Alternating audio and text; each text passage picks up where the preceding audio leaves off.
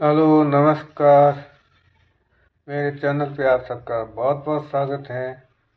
सबके स्वास्थ्य में तंदुरुस्त रहने की मंगल कामना करता हूँ। मैं भी स्वस्थ और मस्त हूँ। तो आज प्रस्तुत हैं स्वास्थ्य संबंधी जानकारी। स्वास्थ्य संबंधी जानकारी के तहत प्रस्तुत हैं हमारी दैनिक दिनचर्या।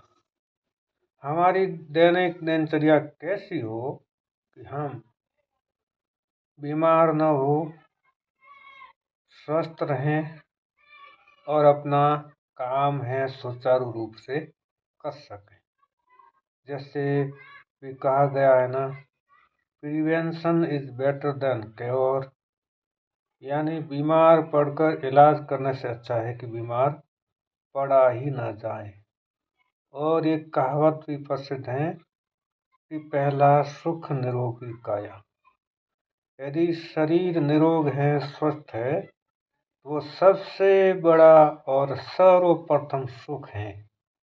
और यदि शरीर अस्वस्थ है तो हमारे सामने कितने भी और सुख हो, लेकिन उन सुखों का उपभोग नहीं किया जा सकता। तो शरीर स्वस्थ रहे, इसके लिए हमें अपनी दिनचर्या को नियमित करना पड़ेगा, रेगुलर करना पड़ेगा। समय पे सोना, समय पे खाना, समय पे उठना, जल्दी सोना, नियमित रूप से टाइम पे खाना और जल्दी उठना। तो हमारी दिनचर्या शुरू होती हैं सुबह उठने से। और सब सुबह उठते समय हम, यदि हमारे सूर्योदय उठ सोते समय हो जाता है तो ये बहुत गलत है। सूर्योदय होने से पहले पहले बिस्तर छोड़ देने चाहिए, यानी हो सके तो प्रातः 4 से लेकर 6 बजे तक हमें बिस्तर छोड़ देना चाहिए।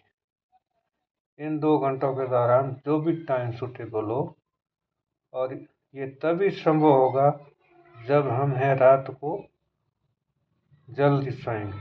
10 बजे के आसपास, 8 से लेकर 10 बजे तक हम सो जाएंगे तो ही जल्दी उठ पाएंगे।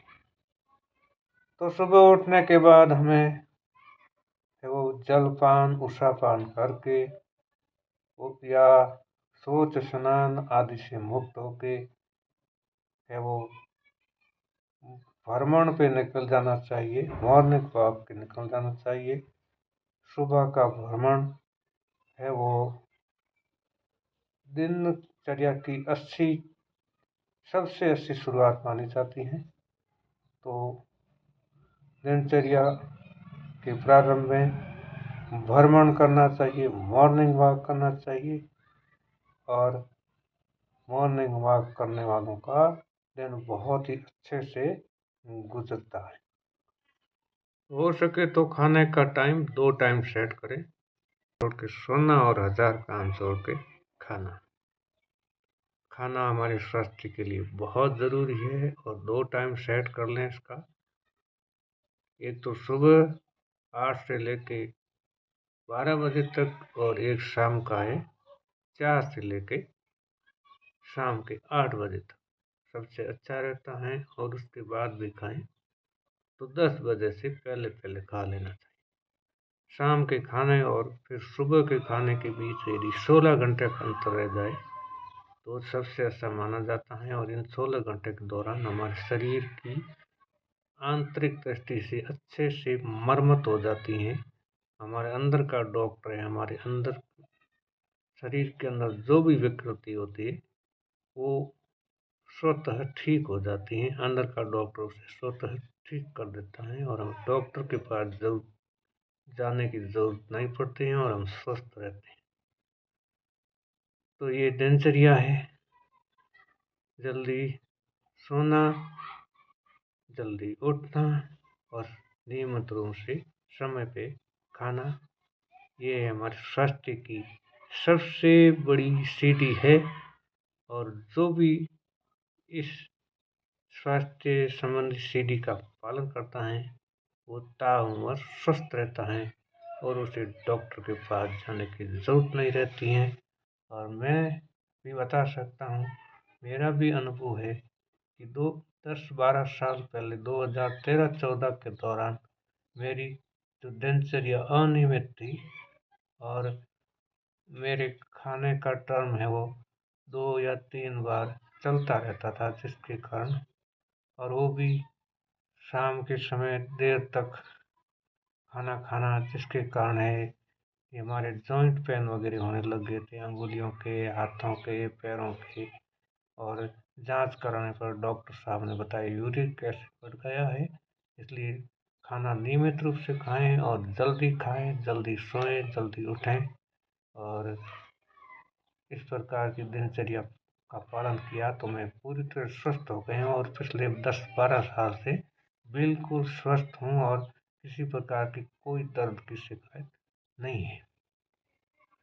तो आप लोगों से भी अनुरोध है कि हम बीमार पड़ने का इंतज़ार क्यों करें, उससे पहले ही हम अपनी दिनचर्या को रेगुलर कर लें, नियमित कर लें, ताकि हमारा शरीर स्वस्थ बना रहे और किसी प्रकार की शरीर में विकृति नहीं आए, जिससे कि हम अपने दैनिक जीवन को अच्छे से जी सकें। ऐसा मैं इसलिए बता रहा हूँ कि बहुत से लोग सुबह चाय से मुंह जलाते हैं। चाय नाश्ते और खाने से पहले पता नहीं कितनी बार पी लेते हैं। बहुत से लोग बहुत बार पीते हैं।